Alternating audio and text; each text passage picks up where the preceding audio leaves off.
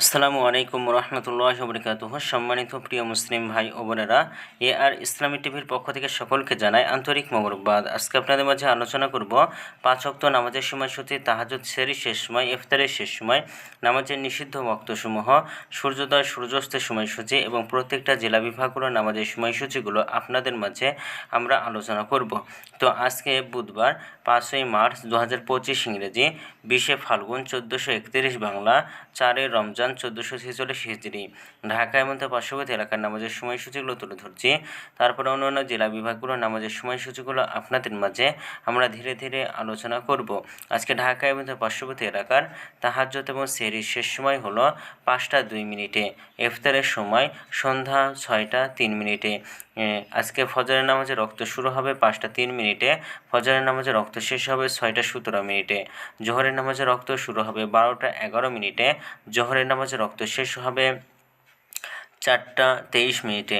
আসরের নামাজের রক্ত শুরু হবে 4টা 24 মিনিটে, আসরের নামাজের রক্ত শেষ হবে 6টা 2 মিনিটে।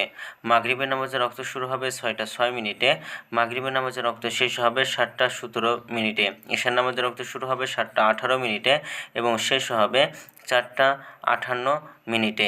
নামাজের নিষিদ্ধ ওয়াক্তসমূহ হলো 3টা সময়, যে সকালে 6টা 18 থেকে নিয়ে 6টা 33 পর্যন্ত এবং দুপুরে 12টা 5 থেকে নিয়ে 12টা 10 পর্যন্ত এবং সন্ধ্যায় 5টা 48 থেকে নিয়ে 6টা 3 পর্যন্ত। এর মাঝখানে আপনারা কোনো প্রকার নামাজ পড়তে পারবেন না। আজকে সূর্যাস্ত যাবে 6টা 4 মিনিটে এবং আজকে সূর্যোদয় হবে 6টা 18 মিনিটে।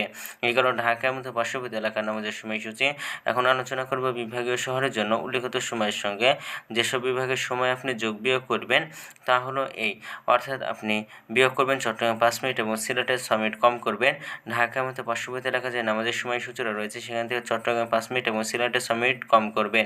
যোগ করবেন খুলনাতে 3 মিনিট, রাজশাহীতে 7 minute, Rangpur 8 minute, Barishal 1 minute বেশি করবেন ঢাকার মতো পার্শ্ববর্তী এলাকার নামাজের সময়সূচি থেকে।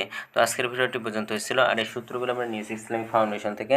ভিডিওটি ভালো লাগলে অবশ্যই চ্যানেলটি সাবস্ক্রাইব করে পাশে থাকবেন। ধন্যবাদ সকলকে। আসসালামু আলাইকুম ওয়া রাহমাতুল্লাহ।